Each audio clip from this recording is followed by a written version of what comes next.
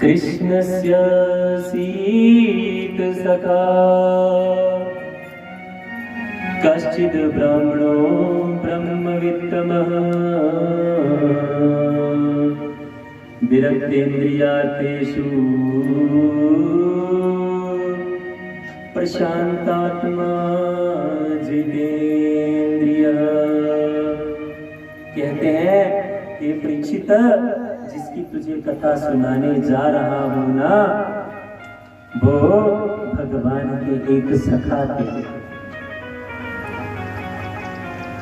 ब्राह्मणों इंद्रियार्थेषु इंद्रियों से विरक्त थे, प्रशांत आत्मा परम शांत आत्मा थे और हमेशा इंद्रियों को अपने वश में रखने वाले थे। मधु एक बार एक राजा की सवारी जा रही थी और एक संत धरती पर बैठे हुए थे ध्यान लगाकर। उनका नाम था धूली शाह। वो हमेशा धूल में लेटे रहते थे, इसलिए नाम पड़ गया। तो क्या हुआ, राजा की सवारी आ रही है, मान लो वो सड़क में बैठ गए, सैनिक गए, कहते हैं महाराज पीछे हट जाओ, राजा की सवारी आ रही है। कहते मैं तो पीछे नहीं हटूंगा, अपने राजा को कहो कि रास्ता बदल ले।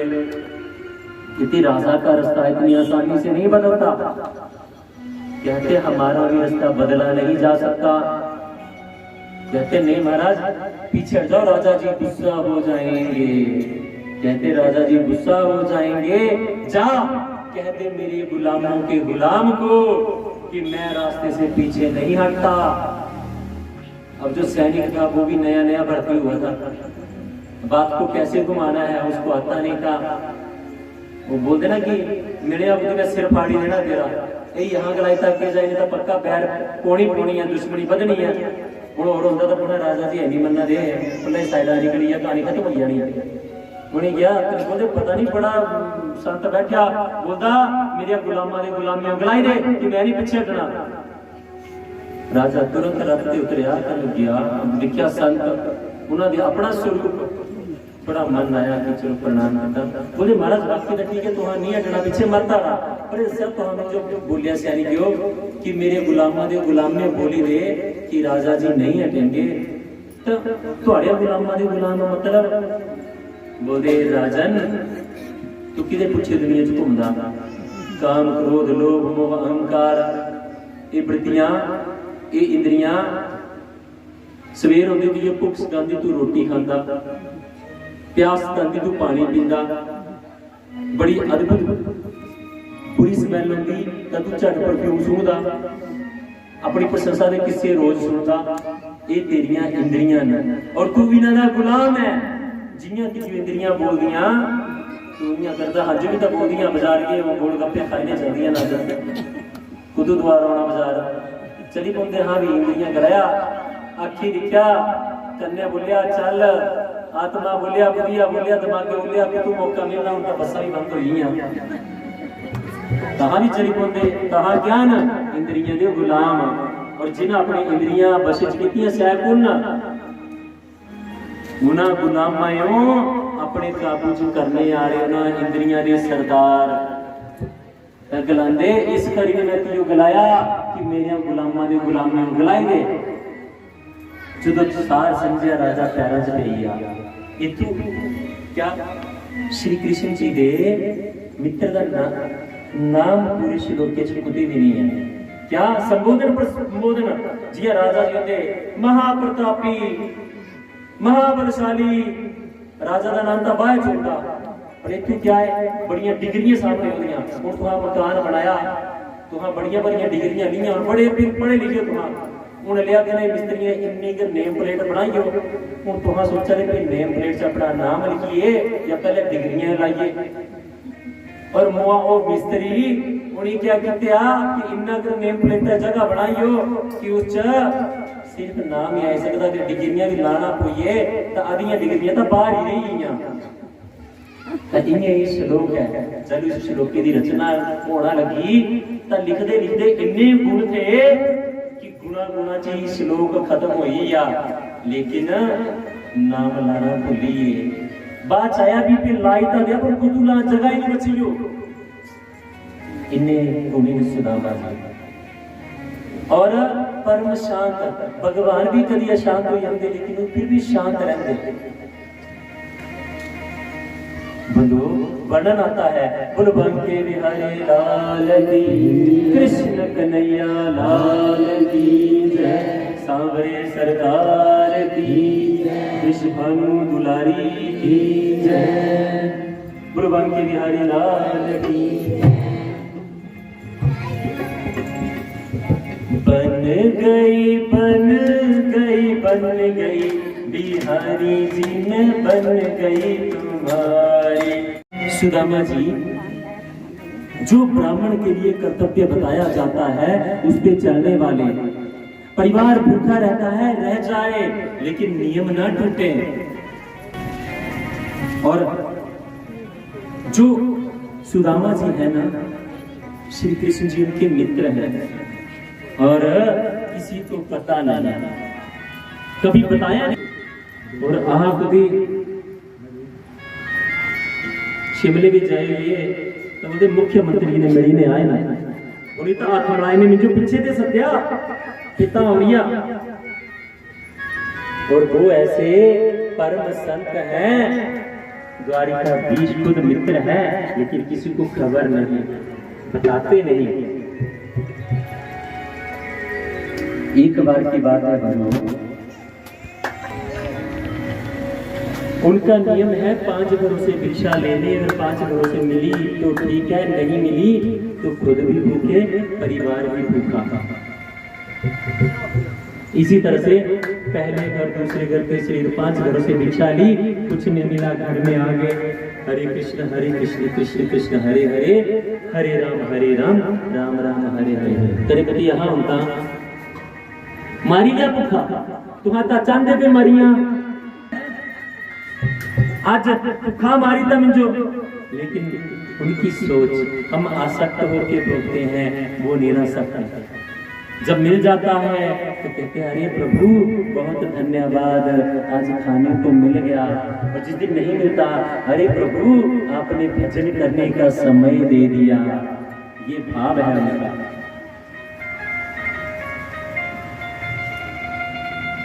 बंधु और यही इनका नियम चलता आया हमेशा इसी नियम के भाव से भावित होकर चलते। भगवान ने एक बार सोचा देखा कि बड़ा दुखी है लेकिन चेहरे पे वही नूर। और बंधु मैं समझा देता हूँ क्या हुआ। जब आश्रम में गुरु जी से शिक्षा ले रहे थे शास्त्र में तो नहीं लेकिन कहीं सुनने में प्रमाण आता है कि जब गुरु माता ने चने दिए थे भगवान श्री कृष्ण जी को और सुदामा को कि जंगल में जब जाओगे गौवा चराने के लिए लकड़ियां लाने के लिए तो वहां पे खा लेना। अब सुदामा जी जंगल में पहुंचे वृक्ष पे चढ़े बारिश हो रही थी अचानक खोला तो देखा अरे ये तो शापित है जो खाएगा वो दरिद्री हो जाएगा। अब ब्राह्मण है ब्रह्म वित्तम है ब्रह्म को जानने वाले हैं चनों को देखते ही पहचानेंगे कि ये शापित है गुरु माता ने दिए हैं इसलिए वंदनीय है तिरस्कृत नहीं कर सकता फेंक नहीं सकता। तो क्या करूं कन्हैया को दूंगा तो वो तो त्रिलोकी का स्वामी है और शाप कोई भी हो वो शिरोधार्य करते हैं कहीं वो दरिद्री ना हो जाए इसलिए सारे चने खुद खा गए। और ये चने आए कहां से। जब खेतों में फसल काट लेते हैं ना तो बुढ़िया जिसको कुछ नहीं मिला वो किसी के खेत में गई सारे चने इकट्ठे किए चुनरी का जो पल्ला था वो भी फटा था वहां से उठा के उसमें डाले रास्ते में जा रही थी बड़ी अच्छी पोटली जिसमें हीरे मोती डले होते हैं उसकी पोटली बड़ी थी उस पोटली में डाल दिया कि चुनरी को कौन संभाले बार बार लाके घर में टांग दी अपनी झोंपड़ी में टंगे तो अचानक राजा की सैनिक आने की सुनाई दी वहां से कोई चोर भागा जा रहा था सोचा जान बचानी है तो और कोई रास्ता नहीं दिखा तो उस बुढ़िया की झोंपड़ी में घुस गया। अब जब उठ के राजा जी चले गए सैनिक, तो जब उठ के जाने लगा तो उसको वो पोटली दिखी। अब सोच ही रहा था कि इसमें तो गहने होंगे। अब विचार कर रहा तो बाहर से आवाज सुनाई दी बुढ़िया के आने की। अभी वो दूर थी तो उसने देखना जरूरी नहीं समझा, तुरंत पोटली उठाई और भाग लिया। अब जाके देखता है कि है क्या इसमें। जब देखा तो इसमें चने, अरे मैंने सोचा अमूल्य मोती मिल गए, परंतु जब देखा जेड़ा लखा करोड़ा कमाने रुपया मिलने रोना है क्या है, कुछ भी नहीं है। तो उन्हें देखा भी चलिया मैं क्या करा, आश्रम में टके निकला रहा ओथे थल्ले सड़ी भी चुगी लंगा कोई। लेकिन गुरु आनंदी महिमा समझ दे, वो तो चलिए सती ने। गुरु माता ने देखा कि बच्चे शायद कल लेने आए पिछले जने तहकीरी होने, तो उस बेटी ने कोई चने ले, और जिस दिन बनी चले था वही चने दे थे। इस करके सुदामे वो चावल सुदामा जी ने खुद ही भक्षण किए। गुरु भक्त बत्सल भगवान की, सुदामा जी महाराज की। 5 घरों से भिक्षा मांगते हैं, मिला तो ठीक है नहीं तो नहीं। भगवान ने देखा ये मेरा मित्र कभी मेरे पास आएगा नहीं मांगने के लिए। देखिए सुदामा जी के बारे में बहुत कम बोला गया है, बहुत कम कहा गया है। मैं भी पहले सोचता था कि कम कहा गया है, कम क्यों कहा गया है, और पता चला अरे मेरे जैसे कई आके चले गए और चले भी जाएंगे तब भी सुदामा जी का वर्णन नहीं कर पाएंगे। समय का अभाव तो होता ही है, लेकिन जो उनकी महिमा है उनका गायन करने के लिए ये जीभा कभी समर्थ नहीं है। इस जीवा का भाव यही है कि सामने सूरज है और मैं दिया भी बोल दूं तो वो बहुत बड़ी चीज हो जाती है। एक चिंगारी जो पल में प्रकट होगी और खत्म होगी, इसके भी अगर 1 करोड़ टुकड़े कर दिए जाए ना तो उस एक टुकड़े का कर्ण है। बंधुओं, भगवान श्री कृष्ण ने साधु का वेश बनाया और सुदामा जी के घर पहुंच गए। दरवाजा खटकाया तो सुदामा जी की पत्नी का नाम क्या था? पीछे से आवाज नहीं आई, सुशीला। दरवाजा खटखटाया, सुशीला जी बाहर आई। भिक्षान्न देही। सुशीला ऐसी थी उन्हाड़िया कुछ ना होता, ये भी मंगता आई गया। ये वर्ड होंगे सारे आनी सोचते सामने पुणे उनका प्रताप क्या है नहीं जानते। राय पहले देते हुए मंगता है और खाली आया, लेकिन सुशीला ने देखा साधु जी महाराज भिक्षान्न देही। सुशीला ने देखा, प्रणाम किया, साधु महाराज प्रणाम। देवी भिक्षा दो। कहती है महाराज भिक्षा नहीं दे सकती। क्यों? महाराज सूतक लगा है। भगवान कहते सूतक लगा है मतलब? कहते हाँ महाराज बेटी ने जन्म लिया है।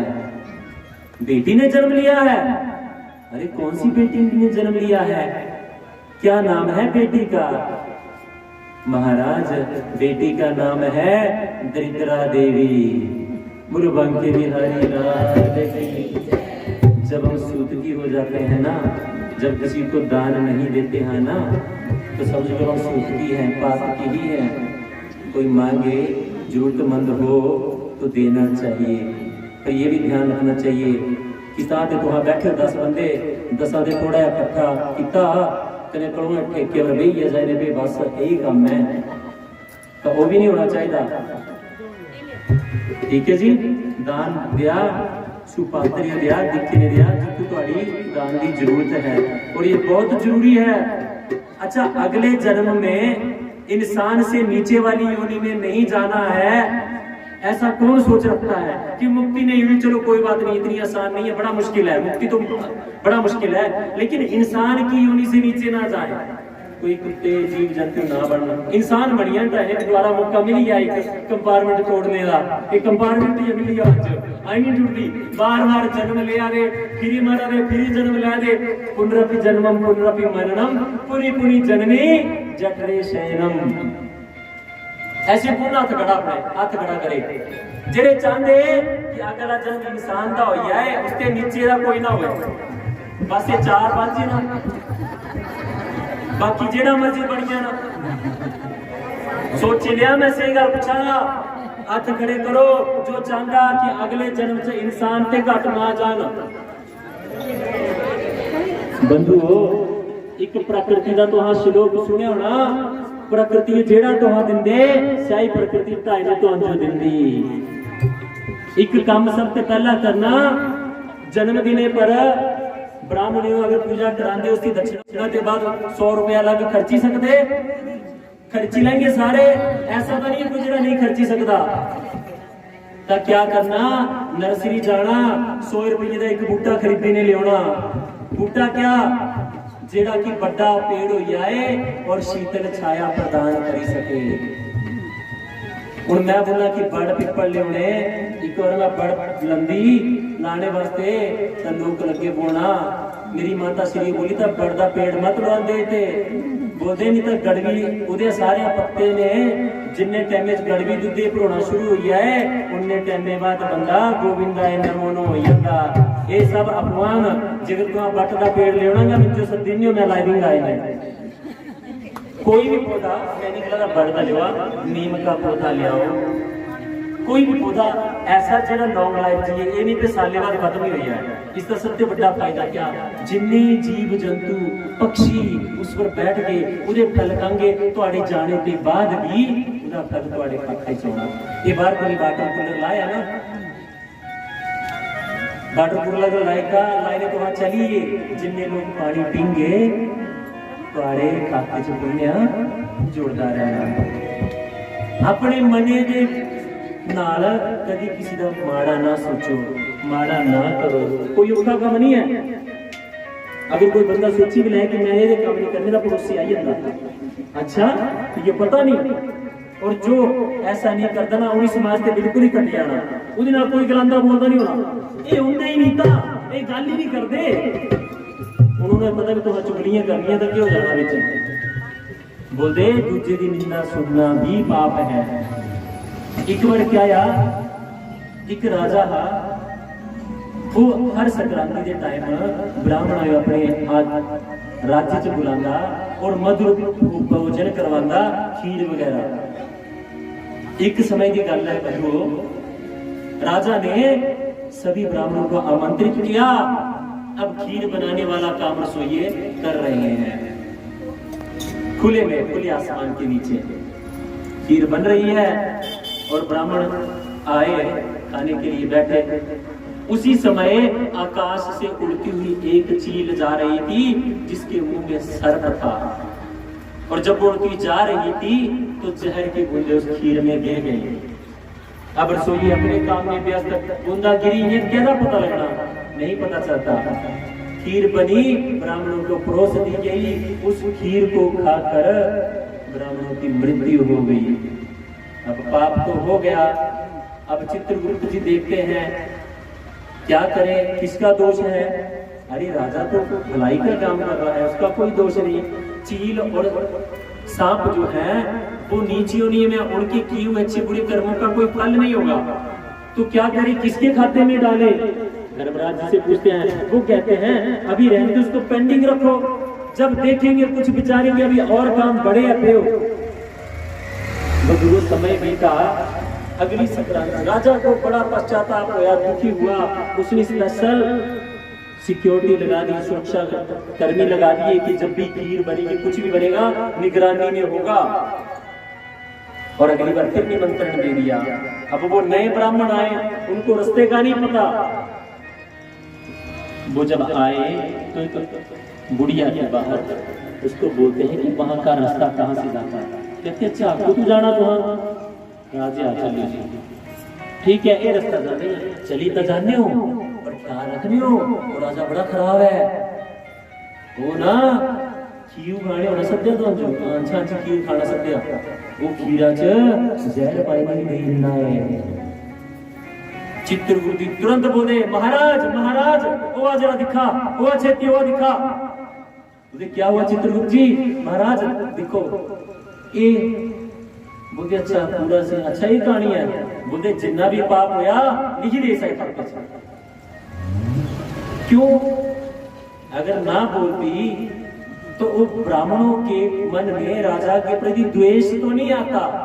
अगर द्वेष आया तो किसकी वजह से आया? उसकी वजह से आया। इसलिए ने लिख दिया गया। साढ़े नाल भी नहीं होता, सोची समझने गल करनी हो कल्ले करनी होगी। निंदा का एक कवि कहता निंदक नियरे राखिए आंगन कुटी छवाए बिन साबुन पानी के निर्मल दिए बनाए। अगर निंदा करने वाला व्यक्ति तो लाख पाप किते हो ना, मैं पाप किते हो ना, तो मेरी निंदा करते रहा, मेरा उद्धार हो जाना। पाप तो बंटा दे, आपको भी खा दे, वो रह खा दे, मेरा पाप घटता ज्यादा। तो बंधुओं भगवान ने कहा अच्छा देवी दरिद्रा देवी का जन्म हुआ है। कहते हाँ महाराज, मतलब घर में गरीबी है, कोई जन्म नहीं है मत समझे बुद्धि जाने बोल के सुदामा जी की पुत्री भी दी करे गरीबी ही है। नहीं नहीं, ये तो उन्होंने महाराज सूतक इसलिए बोला कि घर में कुछ है तो नहीं। अब साधु को मना भी नहीं कर सकती, देखिए विचार देखिए, साधु को मना नहीं कर सकती, इसलिए सूतक कह दिया अच्छा देवी तुम सुदामा जी की पत्नी हो? हाँ मैं सुदामा जी की पत्नी हूँ। और सुदामा जी ने बताया नहीं क्या महाराज कि वो द्वारिकाधीश के मित्र हैं? अरे महाराज आप क्या बोल रहे हो, कहाँ द्वारिकाधीश और कहाँ पर मेरे स्वामी?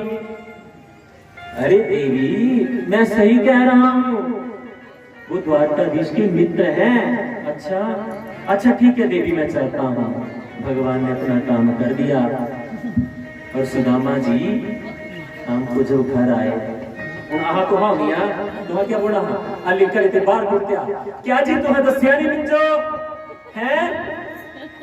बंधुओ देवियों जब भी पति बाहर से आए ना तो उसका स्वागत इन बातों से नहीं किया जाता। घर में आए खाना खाए आराम से। अब सुदामा जी की पत्नी है ना, आए सुदामा जी बैठे, नित्य संध्या वंदन हुआ, पूजन हुआ, खाने के लिए कुछ था तो खाया, नहीं खाया तो नहीं खाया। अब उठ के जाने लगे, उसको पता है अभी भजन पे जाएंगे तो तुरंत जाते जाते महाराज एक बात पूछो, अगर फुर्सत हो, तरीके पूछने के, लड़ाइयां कर इसलिए नहीं होता है तो होती उन आदमी दिमाग के चले वो नौकरियां जाना है, अफसर बड़ा बड़ा वो बोली के भी काम नहीं है तो नौकरी छुड़ाई जाना चाहिए। ताली तो ये पड़ोसन पता क्या ही बोला दी उन ओदा दिमाग बेचारे दा तो खराब होया तो आप पड़ोसन ये कहानी सुना दे तो दसा क्या होना ता। सबसे पहले ब्याह होयो अगर 5 साल होई अगर तुहानी समझ पा दे प्यारे पति का व्यवहार क्या है और पति भी ये नहीं समझ पादा कि मेरी पत्नियां का व्यवहार क्या है तो समझ लिया तुहानी भी टाइम पास करना लाया ब्याह हो दुनिया से चली पा जानू तुम्हारे आपस में क्लेश खत्म होंगे तो ताई भजन होना या भजन भी नहीं होना। बंधु तुरंत सुशीला जी ने पूछा और सुदामा जी ने कहा अच्छा वो सुदामा मेरा मित्र है पर तो आप उसके पास गए नहीं, आपने मुझे बताया नहीं, क्या बताना? कोई मानेगा थोड़ी नहीं, क्यों बताना किसी को? अच्छा मुझे तो बताते तो है मित्र तो क्या है, क्या बताना इसमें? उनके मन में कोई वो नहीं। अच्छा आप मिलने कब जा रहे हो उनसे? देवी आज मिलने की बात क्यों कर रही है उनसे? आपका दिल नहीं करता मिलने का? नहीं। अच्छा जाते तो थोड़ी गुजर बसर। देवी मेरे से बात मत करना इस बारे। मुसीबत पड़े ते मित्र द्वार के ना जाए।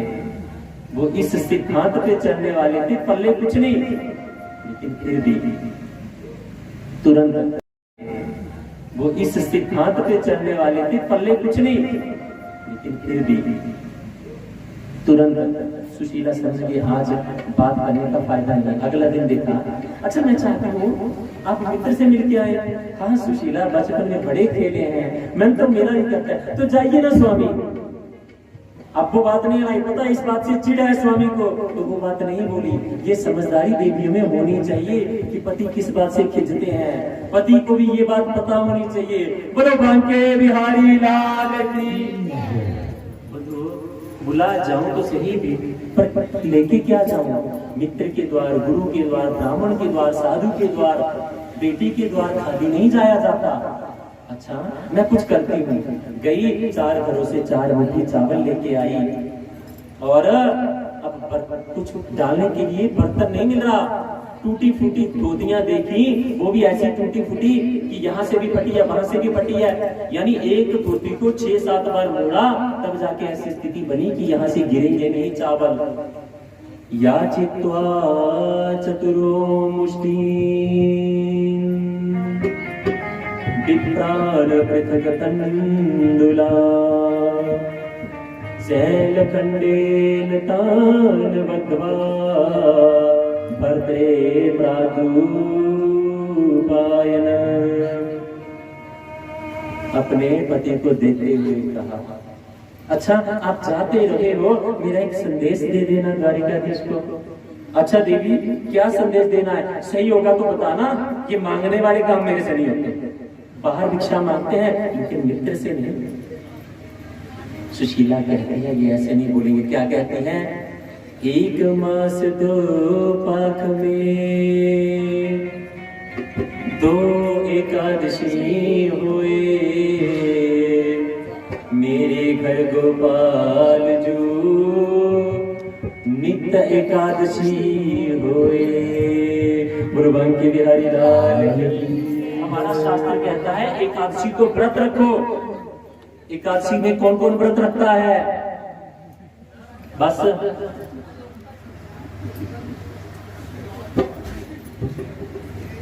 बोलो सनातन धर्म की। हिंदू है हम, सनातनी है हम, एकादशी का व्रत नहीं रखते हैं हम। क्या नहीं रखते? रोटियां मुंह है। आपने हाथ उठाए ना, मुझे लग रहा है कि मैं सनातनियों को कथा नहीं सुना रहा हूं। मैं दिल से कह रहा हूं, झूठ नहीं बोल रहा हूं। जो व्यक्ति के एकादशी का व्रत नहीं रख सकता ना, वो कुछ भी नहीं कर सकता जिंदगी में। मुझे क्षमा करना। अरे पूरी जिंदगी में आज दिन तक खाते तो आ रहे हो, उम्र निकल गई, 10, 20, 30, 40, 50, 60, 70 साल के हो गए, आज भी एकादशी का व्रत नहीं। बुढ़ापे चरखी लाएंगे जी, दिखी लाएंगे, तालू शरीर नहीं चलना, भजन भी करना हुए। ओ अली दे बच्चे दी कोई भजन उम्र करने दी मड़ी, खेलना पेचा दिखने को दी मंदिर भेजेंगे। फिर बोलते हाय रब्बा हाँ बड़े दुखी, तो हाँ अपने आप अपने सुखा और ठोकरा मारा दे। अगर भगवान भी आई जाएंगे ना कि बच्चों सुख ले लिया, तो हाँ फिर भी नहीं ले सकते। अगली एकादशी कल हुआ है, कुण कुण व्रत रखा हाथ खड़े करने सा नहीं, कोई गल नहीं, थोड़ा दिल करगा तो रखने हो, नहीं करगा तो मत रख दे। मैं समझिए हूं। गुरुबंकी बिहारी लाल की। चरणों का पूजा भिखारी हूँ,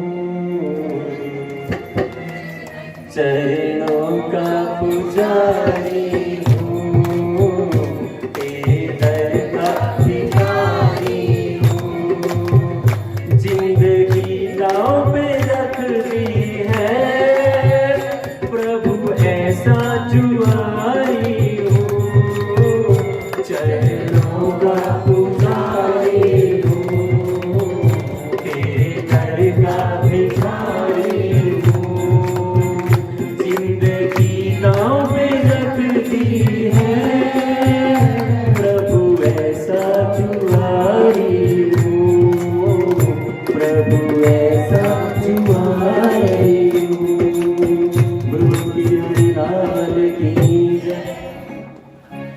सुदामा जी चल दिए, रास्ते में पहुंचे। जब थक गए तो एक पेड़ के नीचे लेटने लगे और कहते हैं गोपाल अब नहीं आ सकता, अब तू ही उठा ले तो अच्छा है। इतना बोलने की देरी है। बंधुओं, प्रभु तो कहते हैं, क्या कहते हैं? तुम आओ पग एक, मैं पागाऊं साथ। एक कदम चलो तो सही। सुदामा जी चले। सुदामा जी जैसे ही नींद में आए, भगवान जी ने तुरंत उठाया और द्वारिका के महलों के सामने पेड़ के नीचे रख दिया। अब क्या हुआ? जैसे ही नेत्र खोले बहुत से बड़े बड़े भवन दिखाई दिए। कहाँ जंगल था, कहाँ भवन। अब देख रहे हैं अगल बगल में कोई नहीं। तुरंत देखा सामने एक पथिक आया, उसको पूछा, अरे भैया यहाँ द्वारिका कितनी दूर है?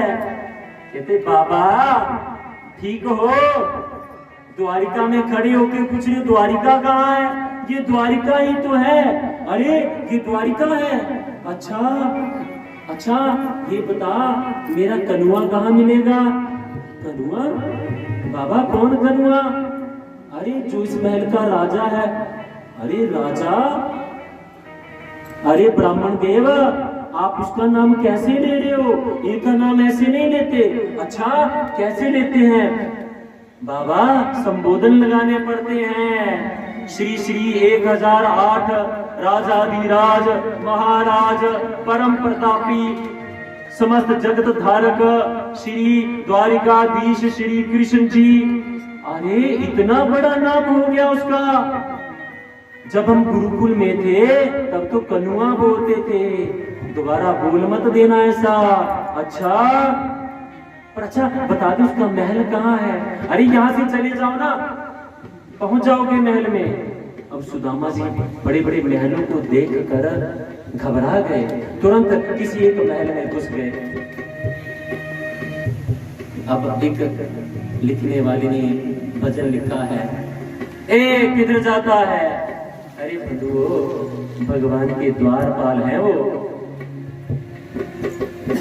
और भगवान स्वयं भक्तों के भक्त हैं। जो गीत लिखते हैं ना, गाने कोई भी लिखता है तो परमिशन लेके नहीं लिखते।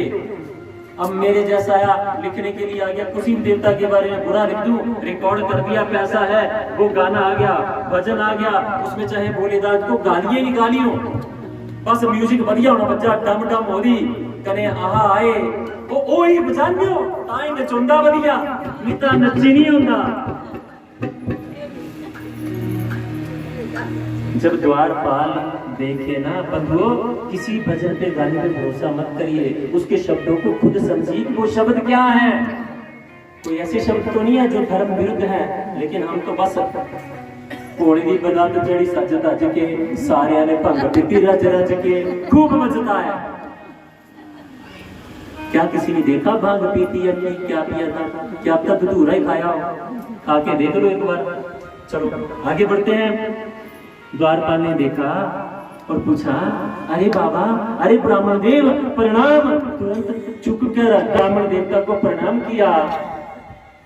अरे ब्राह्मण देवता अहो भाग्य हमारे, लेकिन कहाँ से आए, कहाँ जाना है? अरे द्वारिकाधीश से मिलना है। अरे द्वारिकाधीश से मिलना है? महाराज मैं देख के आता हूँ, कहीं वो व्यस्त ना हो, मैं पूछ के आता हूँ उनसे। पर आपका नाम क्या बताऊं? अपनी जो बताना था बता दिया। द्वारपाल गए और तुरंत द्वारिकाधीश जी के पास पहुंचकर क्या कहते हैं, महाराज एक ब्राह्मण आया है और आपसे मिलने की आज्ञा चाहता है। अब मेरे भगवान क्या कहते हैं, अरे द्वारपाल ब्राह्मण को द्वारिकाधीश से मिलने की आज्ञा कब से लेने की जरूरत पड़ गई? उनके द्वार साधु ब्राह्मणों के लिए तो द्वारिकाधीश के दरबार तो 24 घंटे खुले हैं। उनको कब से आज्ञा लेने की जरूरत पड़ी? ये कहते हुए तुम्हें शर्म नहीं आ रही? महाराज क्षमा करना, पर वो थोड़े अजीब से हैं। क्या अजीब है जरा बताओ? कहते हैं, शीश पगा न जगा तन पे प्रभु, जान के आया बसी के हुई ग्रामा, धोती फटी सी लटी दुपटी सी, और पाय उनाप की नहीं समा, द्वार खड़ो द्विज दुर्बल एक रहो जकी सो बसुधा अभिरमा, पूछत दीन दयाल उधम बतावत आपनो नाम सुनामा, पूछत दीन दयाल उधम बतावत आपनो नाम सुनामा। सुदामा जी का नाम सुना और सुनते ही द्वारिकाधीश अपने सिंहासन से कूद पड़े। मुरली कहीं पे, मुकुट कहीं पे, पीतांबर कहीं पे, दौड़ पड़े। कैसे दौड़ रहे हैं? दौड़ के चले हैं, पीछे मुड़ के न देखे, लीला देखने वाले तो कुछ समझ न पाते हैं। गिरते हैं, पड़ते हैं, फिर उठ चलते हैं, द्वारिका के दास दासियों से टकराते हैं। कौन ये महत्वपूर्ण आ गया है, देखो देखो, भगवान भगवानी करने को चले हैं। बंधुओं, जब वो भागे, सामने द्वारिका के निवासी आ रहे हैं, किसी को नहीं देख रहे, भाग रहे हैं, सैनिक आ रहे हैं, टकरा रहे हैं, वो भी गिर रहा है, भगवान भी गिर रहे हैं। कोई फूलों की माला लेके जा रहा है श्रृंगार के लिए, भगवान के जा रहे हैं, टकरा रहे हैं, फूलों की टोकरी माला सब नीचे गिर गए। जब वो देखते हैं, अरे इतने लोग आज दिन तक आए, द्वारिकाधीश का ऐसा हाल नहीं देखा, खुद नंगे पांव भागे जा रहे हैं। बंधु, अब सुदामा जी देख रहे हैं कि बड़ी देर हो गई, कोई आया नहीं, अब महल तो बड़ी दूर, सुदामा जी ने क्यों महल देखा? उसने सोचा इन द्वारपालों ने बड़ी इज्जत दी है, कहीं कृष्ण ने मना कर दिया तो द्वारपालों को कष्ट ना हो ये बोलने की कि स्वामी आपको पहचाना नहीं, आप जाओ। तो खुद ही वापस मोड़ लिए, वापस चलना शुरू कर दिया सुदामा जी ने। जब सुदामा जी को द्वारपाल ने सुनाया तो क्या कहा था? तेरे साथ कभी था खेला, अब बीत गया वो बेला। तेरे साथ कभी था खेला, अब बीत गया वो बेला। अब बीत गया वो बेला, वो खड़ा तेरे दरबार, वो तुझे बताता है अपने बचपन का यार, वो तुझे बताता है साथ कभी था हुआ। कृष्ण जी भागते हुए सुदामा सुदामा सुदामा कहते हुए चिल्लाते हुए द्वारपालों के पास पहुंचे जहां पर सुदामा जी आए थे। अरे द्वारपालों को पूछते थे मेरा मित्र कहाँ है, सुदामा कहाँ है? कहते महाराज वो तो अभी इस रास्ते पर चला गया। तुरंत भागते हुए पीछे पहुंचते हैं, अरे सुदामा सुदामा, चिल्लाते चिल्लाते सुदामा के पास पहुंचे। देखा, सुदामा जी ने पीछे से देखा, कोई आवाज लगी, मुड़ के पीछे देखते हैं, सुदामा तुम मुझे छोड़ के जा रहे थे? सुदामा ने देखा, मन में आया, अरे द्वारिकाधीश तूने मेरी लाज बचा ली, तू नहीं आता तो ये लोग समझते कि कोई भिखारी आया था और चला गया। तुरंत भागकर सुदामा जी को गले लगाया, सुदामा तू मुझे छोड़ के क्यों जा रहा था? भगवान कहते हैं तो सुदामा जवाब देते हैं, कन्हैया तूने आने में बड़ी देर कर दी। अच्छा चलो चलो, अच्छा महल में चलते हैं। तुरंत रथ मंगवाया। कहते नहीं यहाँ पर महल में नहीं जाऊंगा, तूने यहाँ पर आकर सबके सामने मुझे गले से लगाकर मेरा बहुत मान बढ़ा दिया कन्हैया, अब मैं महल में नहीं जाऊंगा। तूने मेरा बड़ा मान रखा, रे मैं महल में नहीं जाऊंगा। कहते नहीं महल में तो चलना पड़ेगा। अरे इतने दिनों के बाद आया, महल में नहीं जाऊंगा, ऐसा कैसे होगा? तुरंत बुलाया, रथ मंगवाया, महल में पहुंचे, उतरे, सारी रानियों पटरानियों ने पूजा बंदन किया, स्वागत किया। अब कृष्ण जी ने सुदामा जी को अपने सिंहासन पर बिठा दिया। जिस सिंहासन पर बलराम जी भी कभी बैठते नहीं, उस पर बिठाया। और तुरंत सारे सेवक खड़े हैं, रुक्मिणी जी को इशारा कर रहे हैं, जब पानी लेके आ। रुक्मिणी जी देखती है, अरे इतना समय हो गया, इतना काल बीत गया, आज दिन तक मुझे तिनका उठाने को नहीं कहा और आज मुझे बोल रहे हैं जाके पानी लाओ। इसका मतलब जो आया है वो कोई साधारण नहीं है। तुरंत भागी पानी लाने के लिए। अब जिसने कभी पानी लाया उसको कहाँ पता कि जग कहाँ है, पानी कहाँ है? भगवान की है अपने कक्ष में, इतनी दूर तुरंत गए पानी लगाने के लिए। भगवान में बैठे सुदामा जी के और अपने गोदी में रखा तो भगवान के हाथों में जो सुदामा जी के चरणों में चुभा हुआ कांटा है वो चुभा, अरे कांटा चुभा हुआ है। पैर उठाए देखा खून से लथपथ, तुरंत ही करके कांटे निकालने लगे और कांटों को देखकर अश्वों की धार बहने लगी। इतनी धारा प्रवाहित हुई कि उससे भी चरण डोलने लगे। एक एक कांटा निकालते और अश्रुओं का सैलाब उमड़ आता। ऐसो बेहाल बेवाइन के पग कंटक जाल गड़े पुनि जोए। आए महादुख पायो सका तुम, आए इतना बीते दिन। देख सुदामा के दिन करुणा करी के करुणा निधि रोए। पानी परात को हाथ छुओ नहीं, नैनन के जल से पग धोए। पानी परात को हाथ छुओ नहीं, नैनन के जल से पग धोए।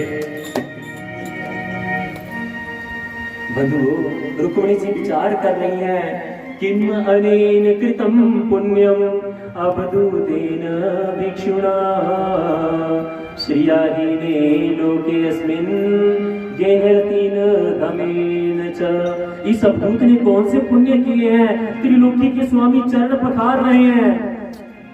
अब पाँव धोए, भगवान देखते हैं मेरा मित्र मेरे से सहज नहीं हो रहा, शायद सबके सामने बैठा है। अपने अंतपुर में ले गए, बिस्तर पे बिठाया, पलंग पे बिठाया, मधुर भोजन करवाया, खूब सेवा की। अब बैठे खुद चरण दबाने लगे। रुक्मिणी को कहते हैं, अरे रुक्मिणी ला पंखा लग, पंखा झूल। रुक्मिणी तो बोलती है, क्या बात है, क्या पुण्य है इस विप्र के। बंधु अब क्या हुआ, आज का दिन बीत गया। अगली अब जो वस्त्र सुदामा जी ने पहने थे ना, वो वस्त्र धोने के लिए दे दिए, उनको महल के राजसी वस्त्र पहना दिए गए।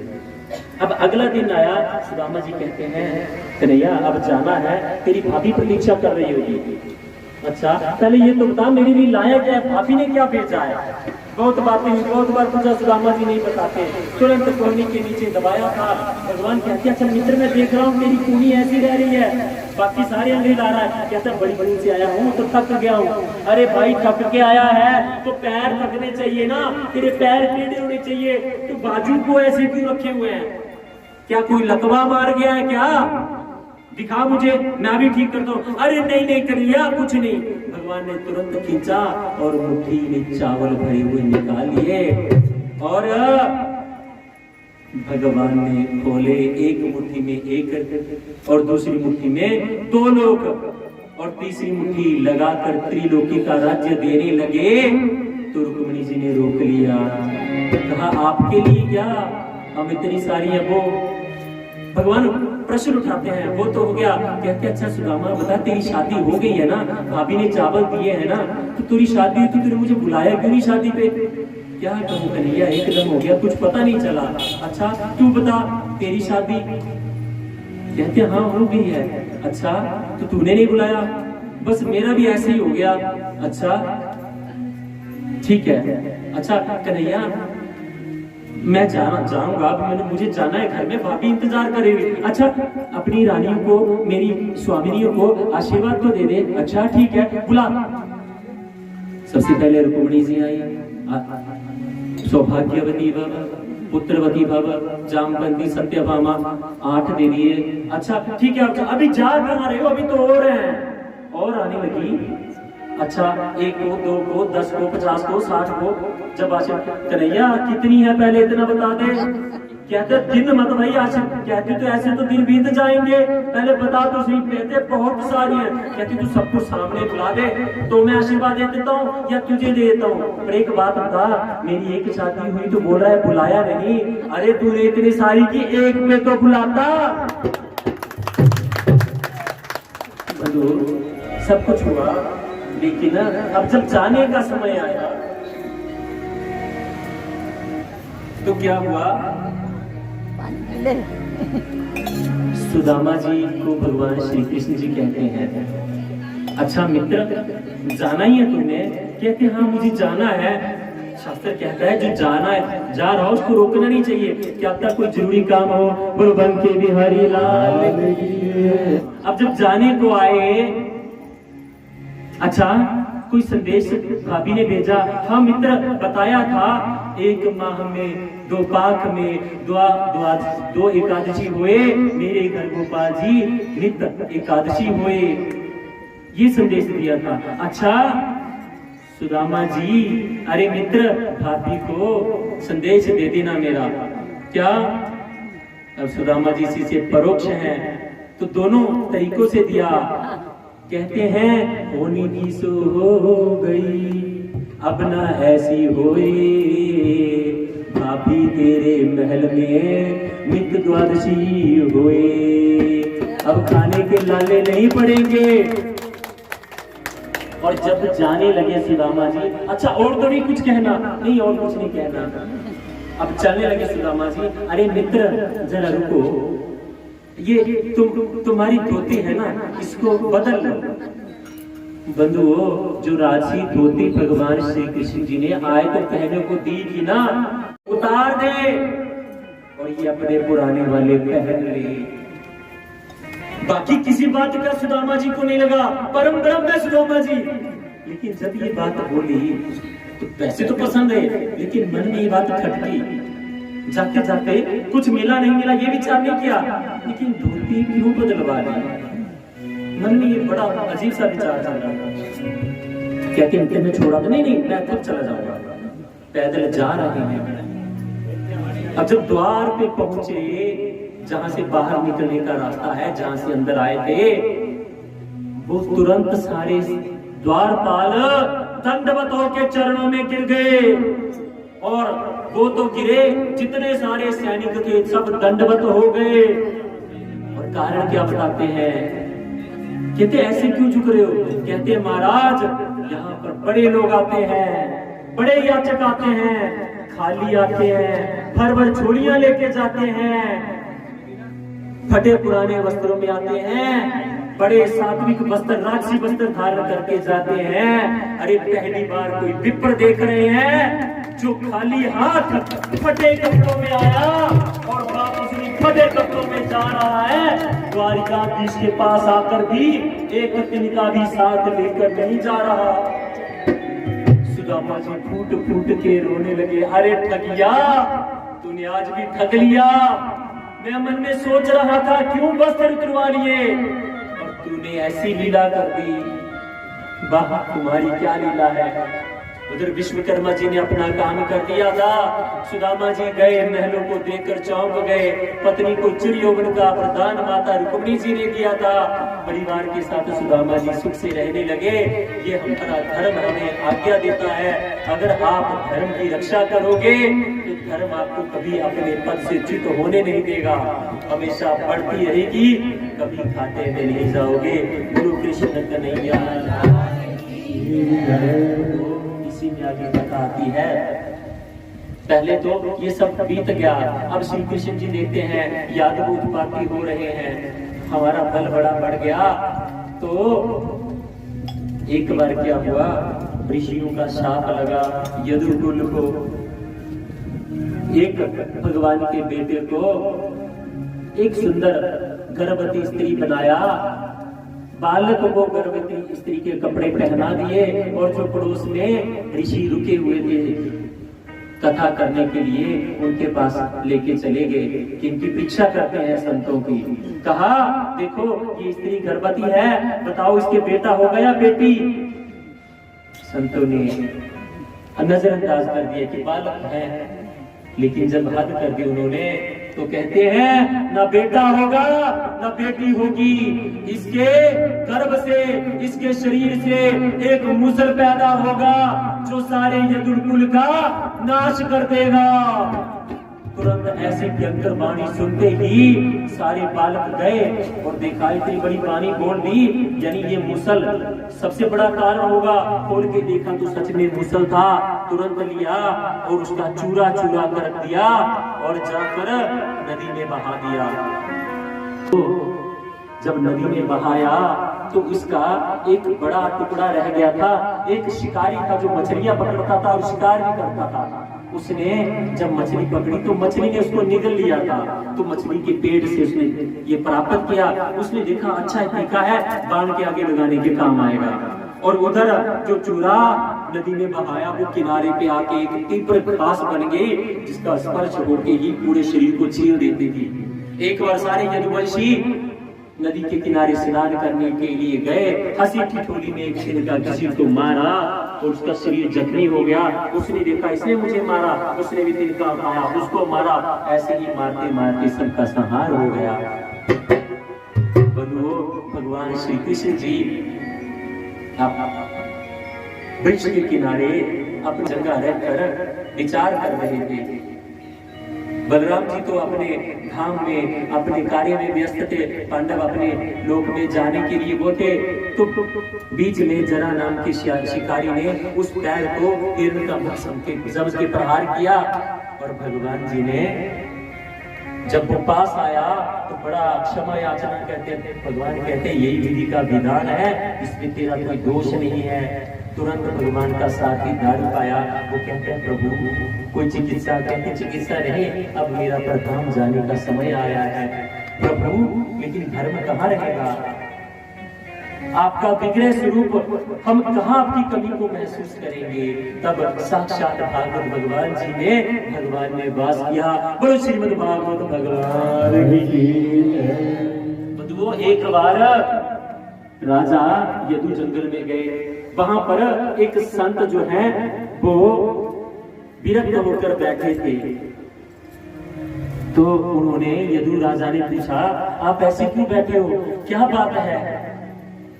कोई आसन नहीं, कोई बिस्तर नहीं, फिर भी खुश होके रह रहे हो, आप मोटे ताजे हो। कहते मेरे 24 गुरु हैं, मैंने उनसे शिक्षा ली। कहते कौन कौन से गुरु हैं? कहते हैं पृथ्वी वायु आकाश जल अग्नि चंद्रमा सूर्य कबूतर अजगर समुद्र पतंग मधुमक्खी हाथी शहद निकालने वाला हिरण मछली पिंगला वैश्य कुरुर पक्षी बालक कुमारी कन्या बाण चलाने वाला सर्प मकड़ी भृंगी कीड़ा। इन सबसे मैंने धैर्य क्षमा निर्मलता स्वच्छता तप जल को खींचना स्नेह आसक्ति रहित होना प्रारब्ध प्रसन्न रहना रूप पर मोहित होकर अपना नाश ना करना, इस तरह से सारी शिक्षाएं ग्रहण की हैं। वो सारी गुरु को बताते हैं बधु और सारी बातें होती हैं। परीक्षित जी ने सारी कथा सुनाई। उसके बाद परीक्षित जी से सुखदेव जी से कथा सुनने के बाद परीक्षित जी कहते हैं अहो भाग्य। लेकिन अब सुखदेव जी परीक्षा लेते हैं। कहते हैं परीक्षित देख तूने कथा सुनी, आपने सुनी, आप लोगों ने सुनी, सुन ली, लेकिन अगर बुद्धि परीक्षित जैसी हो तो समझ लेना सुनी है। अगर वैसे नहीं सुनी हो ना तो समझ लेना रोज 3 घंटे वो शब्द मैं नहीं बोल सकता, मेरी औकात नहीं है। तो कहते हैं परीक्षित अब सुन, देख उधर सामने दिख रहा है। कहता है महाराज तक्षक दिख रहा, तक्षक नाग आ रहा है। कहते हैं परीक्षित तक्षक आएगा। कहते हाँ महाराज तक्षक आएगा। कहते तक्षक दिख रहा है, आ रहा है? कहते आ रहा है महाराज। कहते हैं तुझे डंग लगाएगा। कहते हाँ महाराज डंग लगाएगा। कहते हैं और तू मर जाएगा। तो परीक्षित क्या कहते हैं? नहीं महाराज मैं नहीं मरूंगा। कहते क्यों? जब डंग लगेगा तू मरेगा। कहते हैं आप ही ने तो कहा है कि आत्मा न पैदा होती है न मरती है। जब मैं पैदा नहीं हो सकता तो किसी ने हिम्मत है जो मुझे मार दे। और तक्षक आ रहा है, मुझे दिख रहा है, उसकी भयंकर फन है, की जीभ है, तीव्र दांत दिख रहे मुझे, परंतु उसी के दांतों में मुझे मेरा गोविंद भी दिखाई दे रहा है। सुखदेव जी बड़े प्रसन्न हुए। अरे परीक्षित तूने मेरा मनोरथ सिद्ध कर दिया, मुझे गर्व महसूस हो रहा है। मैंने तेरे जैसे व्यक्ति को कथा सुनाई, तेरा उद्धार कर दिया। मैंने तेरा नहीं किया। अब क्या आपके मन में ऐसा भाव आ रहा है? बोलिए, आपसे पूछ रहा हूं। ये तो लगी ना पता जालू तुझे छड़ने तो दौड़े होने पहला पैंट च मैं ही होना है, ये मेरी चक्कर पीछे रही हो। बोल दे कथा तुम्हें 7 दिन सुनी पता ते लगना। बोल दे कथा च बैठने से पहले भी अगर वही स्वभाव था, दौड़ी नहीं होना करे, दौड़ी नहीं जाना करे, 7 दिन कथा जियां खत्म होगी तभी इं छुट्टा दे जियां जोड़ के छड्डे तो समझी लिया कथा का नाश नहीं होया। ये हुण मैं जो तुसी जाना मैं सारे पर नजर रखनी है जाते जाते कि कुण कियां दिखा दा, ठीक है ना। तो मेरी इज्जत रखी लेने हो। 7 दिन कथा सुनाई गई ना, लोग बोलने बड़ा सद्या तेरे 7 दिन बाद उंगलियां नहीं बैठे, कोई फायदा नहीं होया कथा सुनने का। मेरी लाज रखी लेने हो प्लीज, हाथ जोड़ी ने तुहाडे अगे विनती करा। बोलो बांके बिहारी लाल की साथी दारू को सारे राज्य की जिम्मेवारी दी। कहा हस्तिनापुर इंद्रप्रस्थ में सारे जो बाकी यदुकुल की स्त्रियां हैं उनको ले जाना। अब बड़े लोग बोलते यदुकुल का नाश हो गया, आज यादव कुल, अरे उनका नाश हुआ जो यादव पुरुष थे, गर्भवती स्त्रियां जीवित थी, उनके बच्चे हुए तो यादव कुल आगे बढ़ा। बोलो बंके